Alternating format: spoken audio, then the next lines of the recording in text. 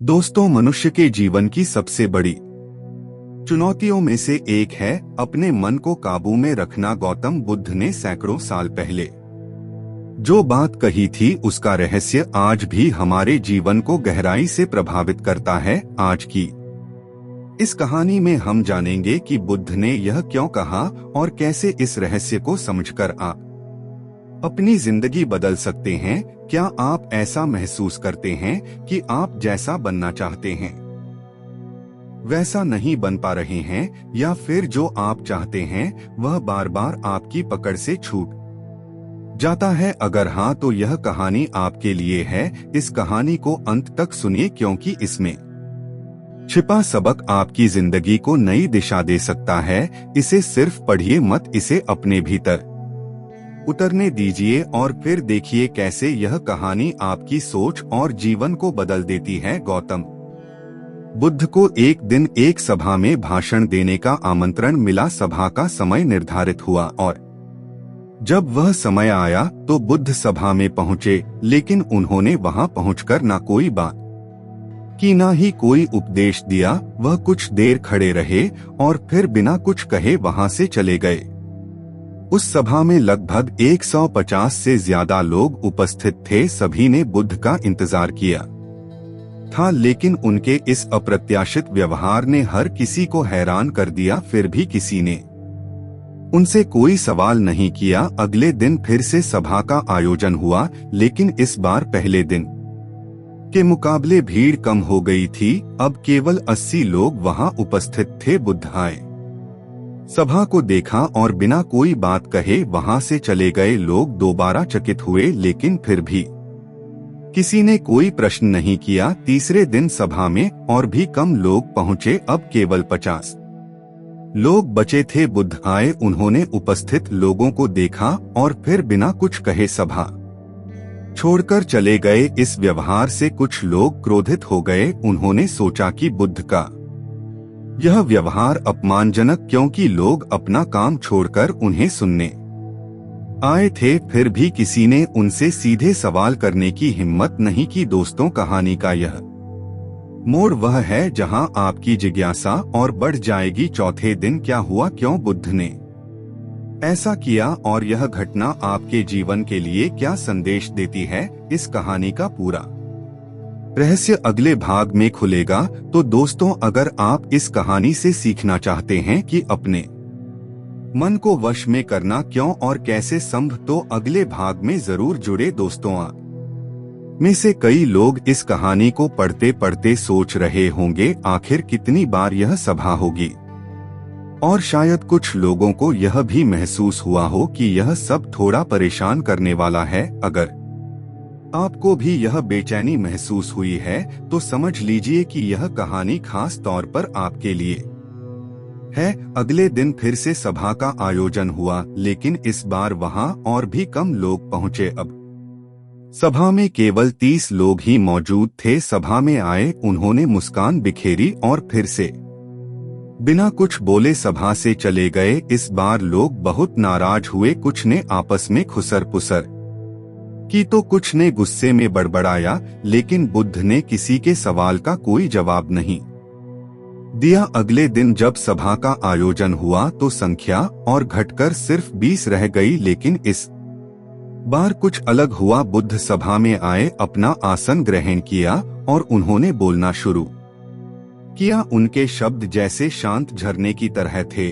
जो हर किसी के भीतर उतर रहे थे। बुद्ध ने इन 20 लोगों को उपदेश दिया और आगे चलकर यही 20 लोग उनके भिक्षु बने। इन 20 भिक्षुओं ने बुद्ध के ज्ञान को चारों दिशाओं में फैलाया। वे लोग जिन्होंने धैर्य रखा और अपने मन की बेचैनी को शांत किया, वे ही अंततः बुद्ध के असली शिष्य बने। एक दिन किसी ने बुद्ध से पूछा, भगवान, आपने कई दिनों तक बिना कुछ बोले सभा से जाने का निर्णय क्यों लिया? बुद्ध मुस्कुराए और बोले, मैं उन्हीं लोगों की तलाश में था जो योग्य थे। पहले दिन 150 से ज्यादा लोग आए थे, लेकिन उनमें से ज्यादातर लोग केवल देखने और सुनने के लिए आए थे। उनका मेरे ज्ञान से कोई वास्ता नहीं था। वे केवल यह जानने आए थे कि सभा में क्या हो रहा है। मैंने उन लोगों को खोजना चाहा जिनके भीतर सच्ची प्यास थी, जिनके पास धैर्य था। वे अंत तक रुके। जो लोग सिर्फ दिखावे के लिए आए थे वे पहले या दूसरे दिन ही चले गए। धैर्य रखने वालों को मुक्ति का मार्ग मिला और जल्दबाजी करने वाले आज भी वही हैं जहां पहले थे। सवाल यह नहीं है कि मैं तुम्हें क्या दे सकता हूं, सवाल यह है कि तुम क्या लेने के लिए तैयार हो। तुम्हारे पात्र की गहराई ही तय करती है कि तुम कितने के अधिकारी हो। उस व्यक्ति ने फिर पूछा, भगवान योग्य कैसे बने? बुद्ध ने उत्तर दिया, धैर्य के माध्यम से। जिस व्यक्ति के भीतर धैर्य है वह हर कठिनाई का सामना कर सकता है और वही व्यक्ति सच्चा ज्ञान प्राप्त कर सकता है। सभा में जो भी लोग आए थे उनमें से केवल वही अंत तक रुके जिनके भीतर धैर्य था। बुद्ध ने सभा में बैठे लोगों से कहा, तुम्हारे जीवन में तुम्हारा लक्ष्य चाहे जो भी हो, लेकिन धैर्य के बिना तुम सफलता के शिखर तक नहीं पहुंच सकते। तभी एक व्यक्ति ने उठकर पूछा, भगवान कोई व्यक्ति अपने भीतर धैर्य को कैसे बढ़ा सकता है? बुद्ध मुस्कुराए और उत्तर दिया, निरंतर अभ्यास के द्वारा। जब कोई व्यक्ति ध्यान करना शुरू करता है तो उसका मन उसे अनेक अड़चन दिखाता है। वह बेचैनी, ऊब और अस्थिरता का अनुभव करता है, लेकिन यदि वह धैर्य रखता है और निरंतर अभ्यास करता है तो एक दिन वह अपने लक्ष्य को अवश्य प्राप्त करता है। वह व्यक्ति बुद्ध की बातों को ध्यान से सुन रहा था। उसने सिर झुकाकर कहा, भगवान मैं समझ गया, मुझे धैर्य के साथ निरंतर अभ्यास करने की आवश्यकता है। बुद्ध ने उसकी ओर देखा और बोले, समझना ही पहला कदम है। अब तुम्हें इसे अपने जीवन में उतारना होगा। याद रखना, तुम्हारे पास वह चीज इसलिए नहीं है जो तुम चाहते हो क्योंकि तुम अभी उसके योग्य नहीं हो। लेकिन जब तुम अपने भीतर धैर्य को बढ़ाओगे और अपने कर्मों में निरंतरता लाओगे तो तुम्हें वह अवश्य मिलेगा। सभा में मौजूद सभी लोगों ने बुद्ध की बातों को ध्यान से सुना। कुछ ने अपने भीतर झांका तो कुछ ने चुपचाप निर्णय लिया कि वे अपने जीवन में बदलाव लाएंगे। बुद्ध ने अंत में कहा, धैर्य और अभ्यास का कोई विकल्प नहीं है। यदि तुम आज से शुरुआत करोगे तो एक दिन तुम अपने लक्ष्य को अवश्य प्राप्त करोगे। सभा में सन्नाटा छा गया। बुद्ध की शिक्षाएं सभी के मन में गहराई तक उतर चुकी थी। गौतम बुद्ध ने सभा में उपस्थित लोगों से कहा, आपका जीवन वही बनता है जो आपके भीतर लगातार चलता रहता है। यदि कोई व्यक्ति हर समय वासना में डूबा रहता है तो उसका जीवन उसी दिशा में बढ़ेगा। यदि किसी के भीतर हर समय धन की इच्छा रहती है तो वह केवल धन के पीछे भागेगा। लेकिन अगर आपके भीतर अपने जीवन को बदलने की तीव्र आकांक्षा है तो आपका जीवन अवश्य बदलेगा जैसा आप चाहते हैं। एक व्यक्ति ने पूछा, भगवान हम अपने विचारों को कैसे नियंत्रित करें? बुद्ध ने मुस्कुराकर उत्तर दिया, अपने मन को सकारात्मक और शुद्ध विचारों से भरे। जिस पर आप ध्यान केंद्रित करेंगे वही आपके जीवन में घटेगा। इसलिए यह तय करें कि आपके विचार आपको किस दिशा में ले जा रहे हैं। बुद्ध ने दूसरा उपदेश दिया, निडर होकर आगे बढ़ो।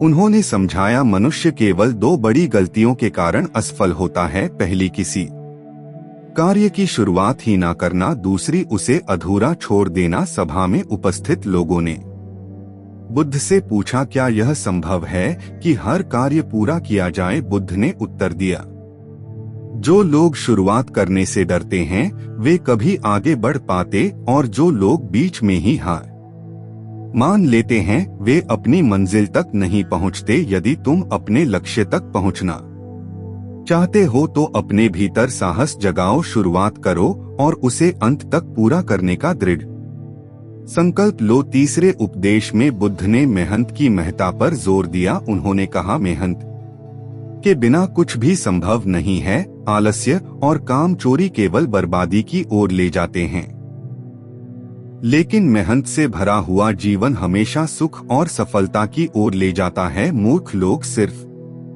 सोचते रहते हैं, लेकिन बुद्धिमान लोग अपने विचारों को कार्य में बदलते हैं। सभा में एक युवा ने पूछा, भगवान मेहनत की आदत कैसे डाली जाए? बुद्ध ने उत्तर दिया, अपने दिन की शुरुआत एक छोटे लक्ष्य से करो। हर दिन थोड़ा थोड़ा प्रयास करो। जब तुम्हें मेहनत का परिणाम मिलने लगेगा तो यह तुम्हारी आदत बन जाएगी। याद रखो, बिना प्रयास के कुछ भी प्राप्त नहीं होता। चौथे उपदेश में बुद्ध ने कहा, खुश रहना है तो अच्छा सोचो, जैसा आप सोचते हैं वैसे ही आप बनते हैं। उन्होंने समझाया, यदि आपका मन शुद्ध है और आप सकारात्मक विचार रखते हैं तो जीवन में सुख और संतोष आना निश्चित है। लेकिन यदि आप नकारात्मकता से घिरे रहते हैं तो दुख और असंतोष आपके जीवन को भर देंगे। सभा में मौजूद लोग बुद्ध की बातों से प्रेरित हुए और उन्होंने अपने जीवन को बदलने का संकल्प लिया। गौतम बुद्ध ने सभा में कहा, यदि आप हमेशा खुश रहना चाहते हैं तो अपनी सोच को सकारात्मक बनाए रखें। सोच ऐसी शक्ति है जो आपके जीवन को या तो ऊंचाई तक पहुंचा सकती है या पतन की ओर ले जा सकती है। उन्होंने समझाया, जैसा आप सोचते हैं वैसा ही आपका जीवन बनता है। आपकी सोच का आधार आपकी 5 इंद्रियां हैं, आँख, कान, नाक, जीभ और त्वचा। जो भी जानकारी आप इन इंद्रियों से ग्रहण करते हैं वह आपकी सोच को प्रभावित करती है। इसलिए यह सुनिश्चित करें कि आप क्या देखते हैं, सुनते हैं और महसूस करते हैं। अच्छी चीजों को अपनाएं और नकारात्मकता से दूर रहिए। यही तरीका आपको जीवन में खुशहाल बनाएगा। बुद्ध ने 5वें उपदेश में वर्तमान में जीने का महत्व बताया। उन्होंने कहा, अपने आज में जियो और भविष्य की चिंता छोड़ दो। यदि तुम अपने मन को वर्तमान क्षण पर केंद्रित करोगे तो न केवल तुम अपने दुखों से छुटकारा पाओगे बल्कि शांति भी प्राप्त करोगे। सभा में उपस्थित एक व्यक्ति ने पूछा, भगवान, लेकिन भविष्य की योजनाएं कैसे बनेंगी? बुद्ध ने मुस्कुराकर उत्तर दिया, योजना बनाना अलग है और चिंता करना अलग। अपनी योजनाओं को वर्तमान में बनाओ, लेकिन खुद को चिंता में मत झको। याद रखो, अगर तुम आज को सुधार लोगे तो भविष्य अपने आप बेहतर हो जाएगा। लेकिन यदि तुम अपने आज को खो दोगे तो भविष्य केवल चिंता का कारण बनेगा।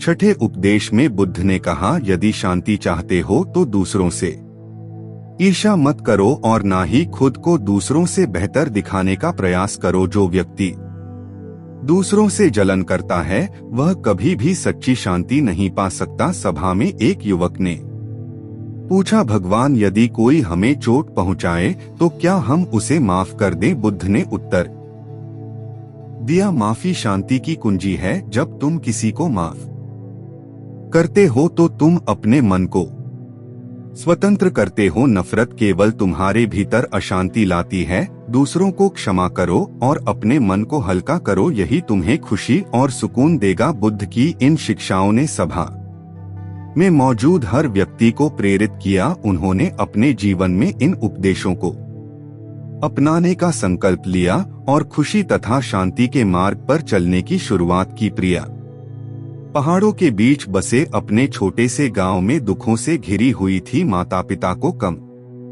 उम्र में खो देने के बाद उसने ऐसे व्यक्ति से शादी की जो ना तो उससे प्यार करता था और ना ही उसकी परवाह करता था। उसका पति शराब के नशे में अक्सर उसे शारीरिक और मानसिक रूप से प्रताड़ित करता। कई वर्षों तक यह सब सहने के बाद एक दिन प्रिया ने तय किया कि अब वह अपने दुखों से छुटकारा पाएगी। उसने अपने गांव के बुजुर्गों से सलाह ली, लेकिन कोई भी उसे संतोषजनक समाधान नहीं दे सका। तभी उसे पता चला कि पास के एक आश्रम में एक बुद्धिमान साधु रहते हैं जो लोगों को उनके दुखों से मुक्ति दिलाने के लिए जाने जाते हैं। प्रिया ने आश्रम जाने का निश्चय किया। कई किलोमीटर पैदल चलने के बाद वह साधु के पास पहुंची। साधु एक पुराने पेड़ के नीचे बैठे ध्यान कर रहे थे। प्रिया उनके पास गई और अपनी पूरी कहानी सुनाई। उसने कहा, गुरुजी,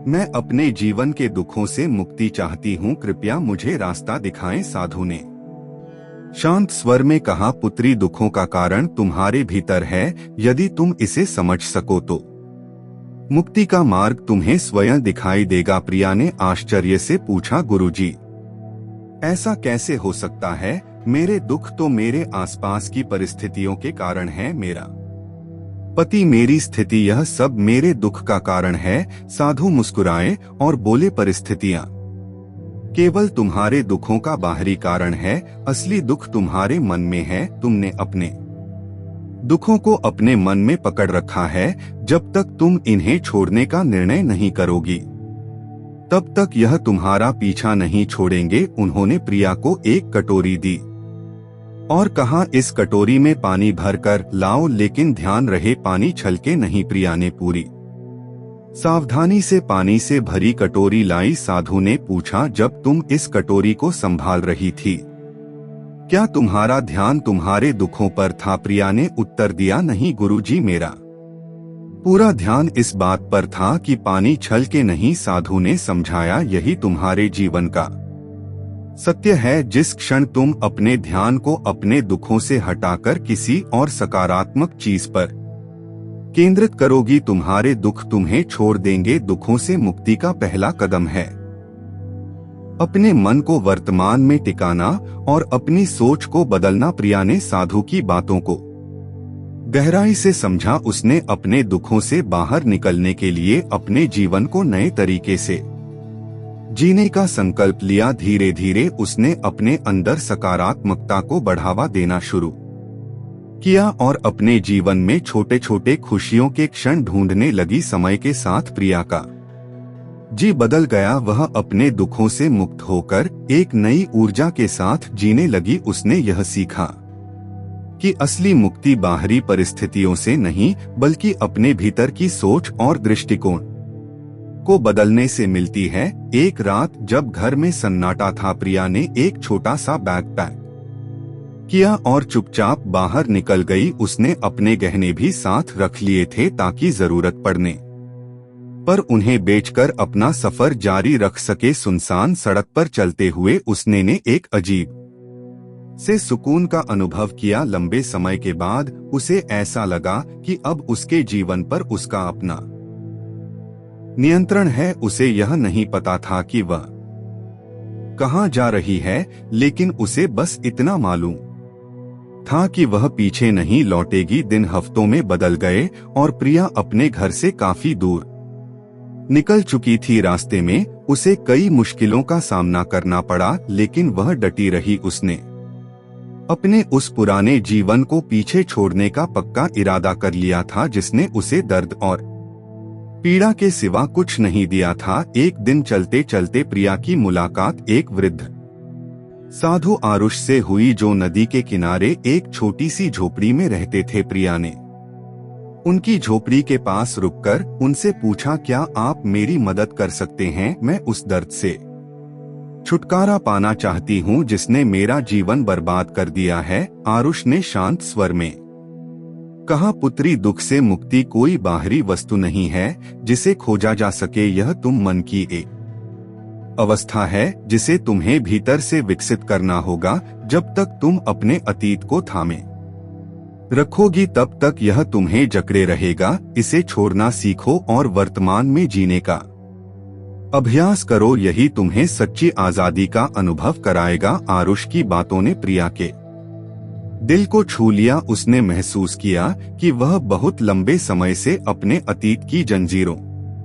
में जकड़ी हुई थी। उसने आरुष को धन्यवाद दिया और अपनी यात्रा को नए दृष्टिकोण के साथ जारी रखा। अब प्रिया ने अतीत को जाने देना शुरू कर दिया। उसने वर्तमान क्षण पर ध्यान केंद्रित करना सीखा। धीरे धीरे उसे जीवन की छोटी छोटी चीजों में भी आनंद मिलने लगा। एक दिन जब वह एक गांव से गुजर रही थी, तो उसने देखा कि वहां प्राथमिक विद्यालय में शिक्षकों की आवश्यकता के पोस्टर लगे हैं। प्रिया शिक्षित थी और उसे पैसों की जरूरत भी थी, इसलिए उसने बच्चों को पढ़ाना शुरू कर दिया। समय के साथ उसने बच्चों को पढ़ाने में एक अनोखी खुशी महसूस की। एक शाम वह एक गांव के चौपाल के पास से गुजर रही थी, जहां लोग आग के चारों ओर इकट्ठा होकर नाच गा रहे थे। उनकी हंसी और खुशी वातावरण में गूंज रही थी। प्रिया को शुरुआत में थोड़ा संकोच हुआ, लेकिन फिर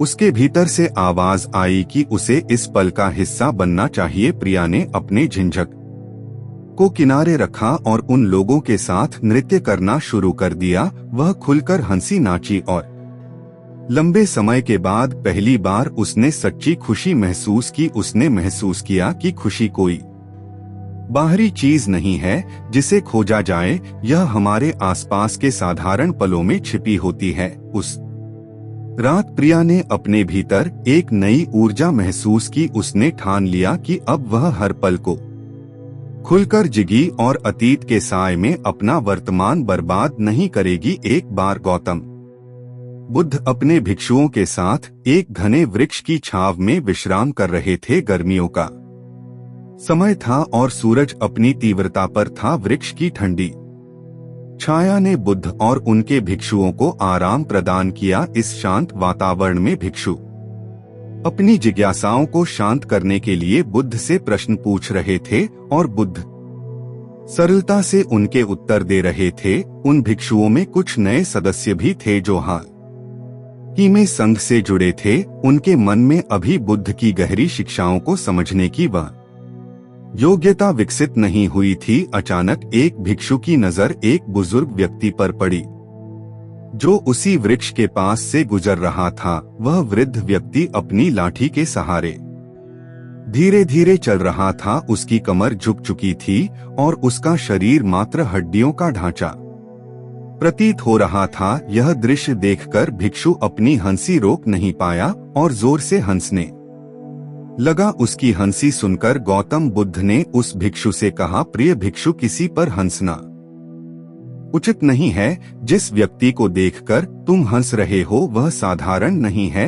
यह व्यक्ति तुम्हारे जीवन को बदलने की अद्भुत क्षमता रखता है। इसे ध्यान से देखो और इससे मिलने वाली शिक्षा को समझने का प्रयास करो। भिक्षु ने विनम्रता से कहा, क्षमा करें भगवान, लेकिन मुझे यह समझ नहीं आ रहा है कि यह बुजुर्ग व्यक्ति जो स्वयं अपने शरीर और बीमारियों से संघर्ष कर रहा है मुझे क्या सिखा सकता है। बुद्ध ने मुस्कुराते हुए कहा, यह बुजुर्ग व्यक्ति तुम्हें तुम्हारा भविष्य दिखा रहा है। जिस बुढ़ापे और लाचारी को देखकर तुम अभी हंस रहे हो वही भविष्य में तुम्हारे जीवन का हिस्सा बनेगी। यह व्यक्ति तुम्हें यह संदेश दे रहा है कि जब तक तुम्हारे पास यह स्वस्थ शरीर है इसे अच्छे कर्मों में लगाओ। अगर यह समय बीत गया और तुमने अपने शरीर का सही उपयोग नहीं किया तो पछताने के सिवा कुछ शेष नहीं रहेगा। बुद्ध ने आगे कहा, अभी तुम्हारे हाथ पैर, आंखें और सभी इंद्रियां ठीक से काम कर रही हैं। क्या यह मामूली बात है? इस शरीर का उपयोग कर तुम अपने जीवन को सार्थक बना सकते हो। यह घटना तुम्हें सचेत करने के लिए है। इसे हल्के में मत लो, इसे समझो और अपने जीवन को सकारात्मक दिशा दो। बुद्ध की यह बात सुनकर वह भिक्षु न केवल शर्मिंदा हुआ बल्कि उसने अपने मन में इस शिक्षा को आत्मसात किया। उसे एहसास हुआ कि जीवन के हर क्षण का महत्व है और इसे व्यर्थ जाने नहीं देना चाहिए। इस घटना ने उसके जीवन की दिशा ही बदल दी। गौतम बुद्ध अपने भिक्षुओं के साथ एक विशाल वृक्ष की छांव में विश्राम कर रहे थे। भिक्षुओं में से एक ने एक बुजुर्ग व्यक्ति को देखा जो लाठी के सहारे धीरे धीरे चलता हुआ वृक्ष के पास से गुजर रहा था। उसका शरीर दुबला पतला था और झुकी हुई कमर उसके बुढ़ापे का प्रमाण दे रही थी। भिक्षु ने उसे देखकर हंसना शुरू कर दिया। भिक्षु की हंसी सुनकर बुद्ध ने उसे रोका और कहा, प्रिय भिक्षु, इस बुजुर्ग व्यक्ति पर हंसो मत। यह व्यक्ति तुम्हारे लिए एक महान सीख लेकर आया है। इसे समझने की कोशिश करो।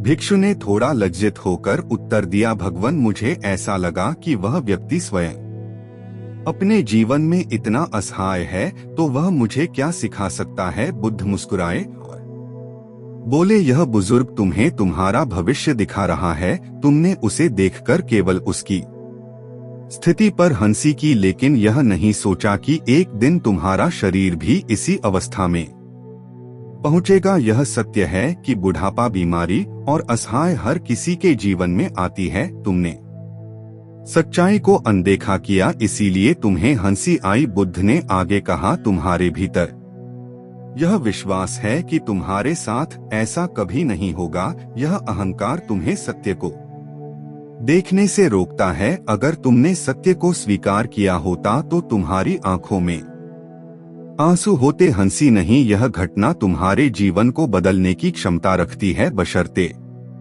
तुम इसे समझ सको। भिक्षु ने अपनी भूल को समझा और बुद्ध से क्षमा मांगी। उसने वचन दिया कि वह अपने स्वस्थ शरीर का उपयोग अहंकार के लिए नहीं बल्कि परम सत्य को पाने के लिए करेगा। यह सुनकर भिक्षु दौड़ते हुए उन गड्ढों के पास गया और पानी खोजने लगा, लेकिन बहुत कोशिशों के बावजूद उसे किसी भी गड्ढे में पानी की एक बूंद भी नहीं मिली। वह दुखी होकर वापस बुद्ध के पास आया और पूछा, भगवान, इन गड्ढों में तो पानी ही नहीं है, ऐसा क्यों? बुद्ध मुस्कुराते हुए बोले, प्रिय भिक्षु, क्या तुम वहां दूर किसी बड़ी भीड़ को देख पा रहे हो? भिक्षु ने उत्तर दिया, हाँ भगवान, मुझे वह भीड़ दिख रही है। बुद्ध ने फिर कहा, वे लोग उस नदी से पानी लेने जा रहे हैं जो इस गांव से बहुत दूर है। भिक्षु ने फिर पूछा, क्या इस गांव के पास पानी बिल्कुल भी नहीं है? बुद्ध ने कहा, पानी तो है, लेकिन इस गांव के लोग उसे पाने के लिए सही दिशा में नहीं जा पा रहे। फिर बुद्ध ने भिक्षु से कहा, तुम देख रहे हो यह जो गड्ढे हैं, इन्हें गांव वालों ने पानी की खोज में खोदा है, लेकिन इनमें से एक भी गड्ढे से पानी नहीं निकला। क्यों? क्योंकि परिश्रम तो किया गया, लेकिन वह सही दिशा में नहीं था। अगर यह लोग 100 गड्ढे खोदने के बजाय केवल एक गड्ढे को पूरी तरह से खोदते तो वे आसानी से पानी तक पहुंच सकते थे। बुद्ध ने फिर समझाया, मनुष्य का मन भी इसी तरह काम करता है। वह एक ही समय में 100 अलग अलग दिशा में भागता है। अगर कोई मनुष्य अपने मन को एक ही दिशा में लगाए तो वह अपने लक्ष्य को जरूर हासिल करेगा, परंतु बहुत कम लोग ही इस बात को समझ पाते हैं। सफलता की कुंजी यही है दोस्तों, हमारी असफलता का कारण हमारा मन है जो 100 दिशाओं में भागता है और कभी भी किसी एक दिशा में पूरी तरह से केंद्रित नहीं हो पाता। जब तक हमारा मन एकाग्र होकर एक ही दिशा में नहीं चलेगा, तब तक हम अपने लक्ष्य तक नहीं पहुंच सकते। हमें यह समझना होगा कि अगर हम मेहनत करें लेकिन सही दिशा में नहीं तो वह मेहनत बेकार हो जाएगी। दोस्तों, यदि आप किसी लक्ष्य को प्राप्त करना चाहते हैं तो आपको अपने मन को पूरी तरह से उस लक्ष्य की दिशा में लगाना होगा, तभी आप सफल हो पाएंगे। इसलिए यदि आप अपने जीवन में सफलता चाहते हैं तो अपनी ऊर्जा को सही दिशा में लगाएं ताकि आप अपने लक्ष्य को प्राप्त कर सके। दोस्तों, यह कहानी हमें यह सिखाती है कि भाग्य का लिखा कभी नहीं मिटता। इस विषय पर गौतम बुद्ध की ये रहस्यमय कहानी है जिसे हम अब आपके सामने प्रस्तुत करते हैं। किसी गांव में एक बहुत ही ज्ञानी पंडित रहता था। एक दिन वह अपने बचपन के दोस्त से मिलने के लिए दूसरे गांव जा रहा था। उसका वह दोस्त बचपन से ही गूंगा और एक पैर से अपाहिज था। पंडित के गांव से उसके दोस्त का घर काफी दूर था और वहां जाने के रास्ते में कई छोटे छोटे गांव पड़ते थे। पंडित रास्ते में अपनी धुन में चल रहा था। चलते चलते उसकी मुलाकात एक व्यक्ति से होती है जो उसी के साथ चलने लगता है। पंडित ने देखा और खुशी से सोचा कि अच्छा हुआ, अब उसका सफर थोड़ा आसान हो जाएगा। बातचीत शुरू करने के लिए पंडित ने उस व्यक्ति से उसका नाम पूछा। व्यक्ति ने अपना नाम धर्मराज बताया। पंडित को यह नाम कुछ अजीब सा लगा, लेकिन उसने उस नाम के बारे में ज्यादा सवाल नहीं पूछा और दोनों साथ साथ चलने लगे। तभी रास्ते में एक गांव आता है और धर्मराज पंडित से कहता तुम आगे चलो, मुझे इस गांव में कुछ काम है, मैं तुमसे आगे मिलूंगा। पंडित ने कहा ठीक है और आगे बढ़ गया। कुछ देर बाद उस गांव में खबर फैल जाती है कि एक व्यक्ति को सांड ने अपनी सींग में फंसाकर मार डाला है। जैसे ही यह खबर फैली, धर्मराज पंडित के पास आ गया और दोनों फिर से चलने लगे। चलते चलते दोनों एक और गांव के पास पहुंचे, जहां एक बड़ा और विशाल मंदिर था। वहां आराम करने की बहुत अच्छी व्यवस्था थी और पंडित को समझ में कि रात हो रही है और वह बहुत थक चुका है। उसने धर्मराज से कहा, रात होने वाली है, पूरे दिन चलने के बाद मुझे भूख भी लग रही है। हम यहाँ भोजन करेंगे और आराम करेंगे, फिर सुबह यात्रा जारी करेंगे। धर्मराज ने कहा ठीक है, मुझे इस गांव में किसी को कुछ सामान देना है, तुम भोजन करके आराम करो, मैं बाद में आकर खाना खा लूंगा। इतना कहकर धर्मराज वहां से चला गया। लेकिन उसके जाने के कुछ ही देर बाद गांव में धुआं उठता हुआ दिखाई दे है और देखते ही देखते पूरे गांव में आग लग जाती है। पंडित हैरान होकर सोचता है कि यह धर्मराज जहां भी जाता है वहां कोई ना कोई अनहोनी जरूर घटती है, कुछ तो गड़बड़ है इस आदमी में। लेकिन पंडित ने रात को धर्मराज से कुछ भी पूछना उचित नहीं समझा और सोने चला गया। सुबह होते ही दोनों अपनी यात्रा पर निकल पड़े। कुछ समय बाद फिर एक और गांव आता है और धर्मराज पंडित से कहता है, आप आगे चलिए, मुझे इस गांव में अपने मित्र से मिलने जाना है, मैं मिलने के बाद आपसे रास्ते में मिलूंगा। इस बार पंडित ने धर्मराज को देखा और वह वहीं खड़ा हो गया। पंडित ने धर्मराज को जाते हुए देखा और फिर लोगों की आवाज सुनाई दी कि एक व्यक्ति को सांप ने काट लिया है और उसकी मृत्यु हो गई है।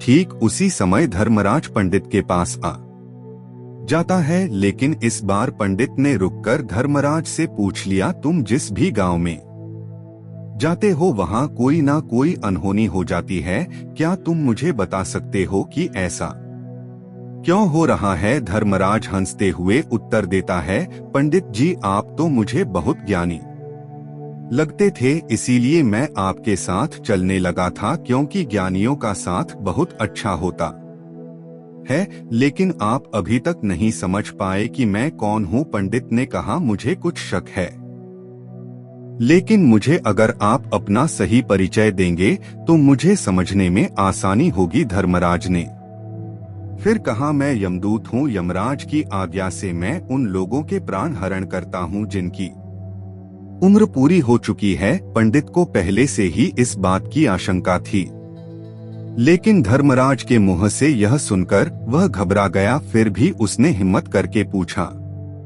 अगर आप यमदूत हैं तो यह अनहोनी घटनाएं क्यों हो रही हैं? धर्मराज ने कहा, भाग्य का लिखा कभी नहीं मिटता, जिनकी मृत्यु का समय आ चुका है उनकी जान को कोई बचा नहीं सकता, चाहे वह व्यक्ति किसी भी गांव में हो, किसी भी जगह पर हो, उसका समय पूरा होते ही उसकी मृत्यु होनी तय होती है। यह सुनकर पंडित ने समझा कि किसी के भाग्य को बदलना असंभव है और जो कुछ भी घटित होता है वह पहले से ही तय होता है, भाग्य का लिखा कभी नहीं मिट सकता। कहानी में अब यह बात स्पष्ट हो चुकी थी कि मृत्यु पर किसी का वश नहीं है। पंडित ने यह समझा कि उसका मित्र जिंदगी में जो कुछ भी करने में सक्षम था उसे उसकी सीमाओं का पालन करना ही चाहिए था, लेकिन अपनी इच्छाओं और अपार प्रेम के कारण उसने खुद को अपार दुख में डाल लिया। उसकी मृत्यु का कारण उसकी खुद की हार्ट अटैक थी, जो उसकी उम्र और शरीर की सीमाओं से बढ़कर दौड़ने की कोशिश करने के कारण हुई थी। धर्मराज ने पंडित से कहा, तुम्हारे मित्र की मृत्यु की वजह तुम नहीं हो, बल्कि उसकी अपनी इच्छा शक्ति और शरीर की असमर्थता थी। यह सब कुछ नियति द्वारा निर्धारित है और कोई भी उसे बदल नहीं सकता। तुम इसे अपनी जिम्मेदारी मत समझो, क्योंकि तुम तो बस एक संदेश वाहक थे। पंडित ने गहरी सांस ली और अपने भीतर उठ रहे असमंजस और आत्मग्लानि को दूर करने की कोशिश की, उसने धर्मराज की बातों को समझने की कोशिश की और महसूस किया कि हर किसी की मृत्यु का समय निश्चित होता है और उसे स्वीकार करना ही सबसे बड़ा ज्ञान है। तुमने सही कहा धर्मराज, पंडित ने कहा, मैं यह समझ गया हूँ कि जीवन और मृत्यु दोनों ही एक यात्रा है जिसे हम सबको बिना किसी द्वंद्व के पार करना होता है। अब मैं इस बात को समझने में सक्षम हूँ कि किसी की मृत्यु से बचने के लिए हमें अपने कर्मों को बदलने की नहीं बल्कि उनका सामना करने की आवश्यकता है। धर्मराज मुस्कुराया और कहा, यह समझ पाना कि सबसे बड़ा ज्ञान है। मृत्यु का समय और स्थान कोई नहीं जानता, लेकिन अगर तुम जीवन को सही तरीके से जियो तो मृत्यु भी एक शांतिपूर्ण सफर बन सकती है। इसके बाद पंडित ने धर्मराज से विदाई ली और अपने गांव की ओर वापस चल पड़ा। उसकी आंखों में अब एक नया दृष्टिकोण था जो उसे जीवन और मृत्यु के सही मायने समझने में मदद कर रहा था। अब वह जानता था कि भाग्य का लिखा कोई नहीं बदल सकता और समय आने पर हमें इसे शांति और साहस से स्वीकार करना चाहिए। यह कहानी हमें यह सिखाती है कि भाग्य और मृत्यु दोनों ही अप्रत्याशित होते हैं और हमें जो भी जीवन में घटित होता है उसे स्वीकार करके अपने कर्मों को सही दिशा में लगाना चाहिए। पंडित ने अपने मित्र की मृत्यु के बाद अपने जीवन को संभाल लिया, लेकिन एक दिन अचानक उसे अपनी मृत्यु के बारे में जानने की इच्छा हुई। उसने धर्मराज से पूछा, जब मेरे मित्र की मृत्यु निश्चित थी तो तुम शुरुआत से ही मेरे साथ क्यों चल रहे थे? यह सुनकर धर्मराज जोर से हंसा और बोला, मैं तो हर पल हर क्षण सभी के साथ चलता हूँ, लेकिन लोग मुझे पहचान नहीं पाते क्योंकि उनकी समस्याओं और व्यस्तताओं में किसी अन्य व्यक्ति या घटना पर विचार करने का समय ही नहीं मिलता। पंडित ने फिर पूछा, क्या तुम यह बता सकते हो कि मेरी मृत्यु कब, कहाँ और कैसे होगी? धर्मराज ने उत्तर दिया, हालांकि किसी भी सामान्य व्यक्ति के लिए अपनी मृत्यु के बारे में जानना ठीक नहीं है क्योंकि यह उसे दुखी कर सकता है, परंतु तुम एक ध्यानी व्यक्ति हो। तुमने अपने मित्र की मृत्यु को शांति से सहन किया है, इसलिए मुझे लगता है कि तुम अपनी मृत्यु के बारे में जानकर भी दुखी नहीं होंगे। तुम्हारी मृत्यु आज से 6 महीने बाद इसी दिन एक दूसरे राज्य में फांसी पर होगी और सबसे आश्चर्यजनक बात यह है कि तुम खुद खुशी से उस फांसी को स्वीकार कर लोगे। इतना कहकर धर्मराज वहां से चला गया क्योंकि अब उसका पंडित के साथ चलने का कोई कारण नहीं था। पंडित ने अपने मित्र का अंतिम संस्कार किया और उसके कर्तव्यों को पूरा कर अपने गांव वापस लौट आया। हालांकि वह एक ज्ञानी व्यक्ति था, उसकी मृत्यु के बारे में जानकर उसे दुख हुआ और उसे मृत्यु से बचने का कोई उपाय खोजना शुरू कर दिया। पंडित ने सोचा, राजा के पास कई योग्य मंत्री हैं, शायद वे मेरी समस्या का कोई समाधान निकाल सकें। इस विचार के साथ वह राजमहल पहुंचा और राजा से अपनी पूरी कहानी बताई। राजा ने अपने मंत्रियों को समस्या से अवगत कराया और उनसे सलाह ली। मंत्रियों ने विचार विमर्श के बाद यह सलाह दी, अगर पंडित की बात सही है तो उसकी मृत्यु 6 महीने बाद ही होगी, लेकिन यह तब होगा जब वह किसी दूसरे राज्य में जाएगा। अगर वह दूसरे राज्य में ना जाए तो उसकी मृत्यु नहीं होगी। राजा ने यह सलाह मानी और पंडित के लिए महल में रहने की व्यवस्था कर दी। पंडित को महल में पूरी स्वतंत्रता दी गई, लेकिन किसी को भी राजा की अनुमति के बिना उससे मिलने नहीं दिया जाता था। पंडित को यह महसूस ना हो कि वह राजा की कैद में है, इसलिए उसे महल में स्वतंत्र रूप से आने जाने की अनुमति दी गई। अब पंडित ने महल में रहते हुए अपने भविष्य के बारे में सोचने की बजाय अपने ज्ञान को और भी बढ़ाने का प्रयास किया, क्योंकि वह जानता था कि भाग्य को बदलने का कोई तरीका नहीं होता, परंतु पंडित भय के कारण स्वयं कहीं भी नहीं जाता था। समय बीतता गया और पंडित की मृत्यु का समय नजदीक आ गया। अंततः वह दिन आ गया जिस दिन पंडित की मृत्यु होनी थी, तो जिस दिन पंडित की मृत्यु होनी थी उससे एक रात पहले पंडित इतनी चिंता में था कि उसने जल्दी सोने की कोशिश की ताकि रात जल्दी खत्म हो जाए और अगला दिन आए ताकि उसकी मृत्यु टल सके। मगर पंडित को नींद में चलने की बीमारी थी और उसे इस बीमारी का स्वयं भी पता नहीं था, इसलिए वह ना तो इसे किसी को बता सका और ना ही किसी वैद्य से इलाज कराया। वह अपनी मृत्यु के बारे में बहुत चिंतित था और पिछले कुछ दिनों से सही से सो नहीं पा रहा था। नींद में चलने की बीमारी तब होती है जब व्यक्ति ठीक से नहीं सो पाता। उस रात भी पंडित को नींद में चलने का दौरा पड़ा। वह नींद में ही उठा, महल से बाहर निकला और अस्तबल में गया। चूंकि पंडित राजा का सम्मानित अतिथि था, इसलिए किसी भी पहरेदार ने उसे नहीं रोका। अस्तबल में पहुंचकर वह सबसे तेज घोड़े की पीठ पर सवार हो गया और बिना किसी होश के राज्य की सीमा पार कर दूसरे पड़ोसी राज्य में चला गया।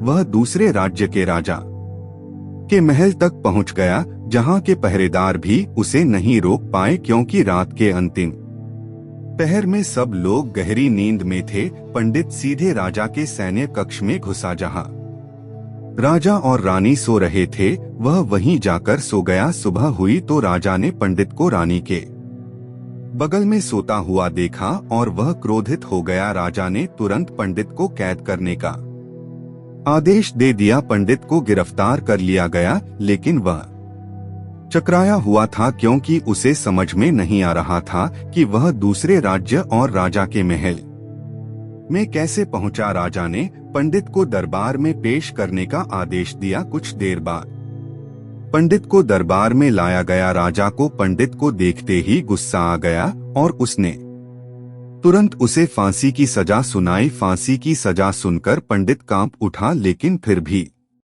थोड़ी सी हिम्मत जुटाकर वह राजा से बोला, महाराज, मैं नहीं जानता कि मैं आपके महल तक कैसे पहुंचा। ना ही मुझे यह समझ में आता है कि मैं आपके सैन्य कक्ष में कैसे पहुंचा और क्यों किसी ने मुझे रोका नहीं। लेकिन मुझे यह पूरा विश्वास है कि आज मेरी मृत्यु होनी थी और अब वही होने जा रही है। राजा को पंडित की बात थोड़ी अजीब लगी और उसने पूछा, तुम्हें कैसे पता कि आज तुम्हारी मृत्यु होनी है? पंडित ने इस सवाल का जवाब देते हुए पिछले 6 महीनों की पूरी घटना राज को सुनाई और कहा, महाराज, कोई सामान्य व्यक्ति इतना साहस नहीं कर सकता कि वह राजा के सैन्य कक्ष में रानी के पास सोने का प्रयत्न करे। राजा को पंडित की बातों में कुछ सच्चाई सी महसूस हुई, लेकिन उसे यह भी लगा कि पंडित शायद मृत्यु से बचने के लिए धर्मराज की भविष्यवाणी का जिक्र कर रहा था। इसीलिए राजा ने पंडित से कहा, अगर तुम्हारी बात सच है और आज ही तुम्हारी मृत्यु का दिन है, जैसा कि धर्मराज ने कहा था, तो मैं तुम्हारी मृत्यु का कारण नहीं बनूंगा। लेकिन अगर तुम्हारी बात झूठी साबित होती है तो तुम्हारा आज ही मृत्यु का दिन होगा। राजा ने अपने सैनिकों को पड़ोसी राज्य के राजा के पास भेजकर पंडित की बात की सत्यता का प्रमाण मांगा। सैनिक शाम तक लौटे और उन्होंने राजा को बताया, महाराज, पंडित जो कुछ भी कह रहा है वह सत्य है, वह सब सत्य था। पड़ोसी राज्य के राजा ने पिछले 6 महीने से पंडित के रहने की पूरी व्यवस्था अपने महल में की थी। पंडित राजा का सम्मानित अतिथि था और कल शाम आखिरी बार राजा ने पंडित से उसके कक्ष में मुलाकात की थी। इसके बाद यह कोई नहीं जानता था कि पंडित इस राज्य में कैसे पहुंचा। इसीलिए उस राज्य के राजा के अनुसार पंडित को फांसी की सजा देना ठीक नहीं था। लेकिन राजा के सामने एक नई समस्या थी, क्योंकि उसने बिना पूरी जानकारी के ही पंडित को फांसी की सजा सुना दी थी। अगर पंडित को फांसी नहीं दी जाती तो राजा के वचन का उल्लंघन हो जाता, लेकिन यदि राजा अपनी बात पर अडिग रहता तो एक निर्दोष व्यक्ति की जान चली जाती। राजा ने अपने मंत्रियों से इस बारे में सलाह ली और मंत्रियों ने राजा को सुझाव दिया कि पंडित को एक कच्चे सूत के धागे से फांसी दी जाए। इससे एक राजा के वचन का सम्मान होगा और दूसरी ओर पंडित की जान भी बच जाएगी। राजा को मंत्रियों का यह सुझाव पसंद आया और उसने आदेश दिया कि ऐसा ही किया जाए। पंडित के लिए कच्चे सूर के धागे से फांसी का फंदा तैयार किया गया और उसे फांसी पर चढ़ाया गया। सभी लोग खुश थे कि ना तो पंडित मरेगा और ना ही राजा का वचन टूटेगा। पंडित को पूरा विश्वास था कि कच्चे सूत के धागे से उसकी मृत्यु नहीं हो सकती और वह आराम से फांसी पर चढ़ने के लिए तैयार हो गया। जैसा कि धर्मराज ने भविष्यवाणी की थी कि तुम स्वयं अपनी फांसी स्वीकार करोगे, लेकिन जैसे ही पंडित को फांसी दी गई, सूत का धागा तो टूट गया, लेकिन उस टूटने से पहले ही उसने अपना काम कर दिया था। सूत के धागे के झटके से पंडित की गले की एक नस कट चुकी थी और पंडित जमीन पर गिरकर तड़पने लगा। उसी पल उसके गले से खून की धारा बहने लगी और देखते ही देखते पंडित का शरीर शांत हो गया। सभी लोग हैरान और चकित थे और किसी को विश्वास नहीं हो रहा था कि कच्चे सूत के धागे से किसी की मृत्यु हो सकती है, लेकिन घटना घट चुकी थी और नियति ने अपना काम कर दिया था। धर्मराज की भविष्यवाणी सत्य हो चुकी थी। श्रीमद् भागवत गीता में भगवान श्री कृष्ण ने कहा है, जो होना होता है वह होकर ही रहता है। हम चाहे कितनी भी सावधानी बरते, कितने भी उपाय कर ले, लेकिन घटना और उसका परिणाम पहले से तय होते हैं, जिन्हें हम थोड़ा भी बदल नहीं सकते। शायद इसीलिए ईश्वर ने हमें भविष्य जानने की क्षमता नहीं दी, ताकि हम अपने जीवन को ज्यादा अच्छे तरीके से जी सके। यही बात पंडित पर भी लागू होती है। अगर पंडित ने महाकाल से अपनी मृत्यु के बारे में न पूछा होता तो वह 6 महीने तक राजा के महल में डर डर कर नहीं जीता, बल्कि बेहतर जीवन जीता। दोस्तों, मुझे उम्मीद है कि आपको इस कहानी से कुछ सीखने को मिला होगा। यह कहानी आपको कैसी लगी हमें कमेंट बॉक्स में जरूर बताएं। इस वीडियो को अपने दोस्तों के साथ शेयर करें ताकि वे भी इस कहानी से कुछ सीख सकें। धन्यवाद। नमो बुद्धाय।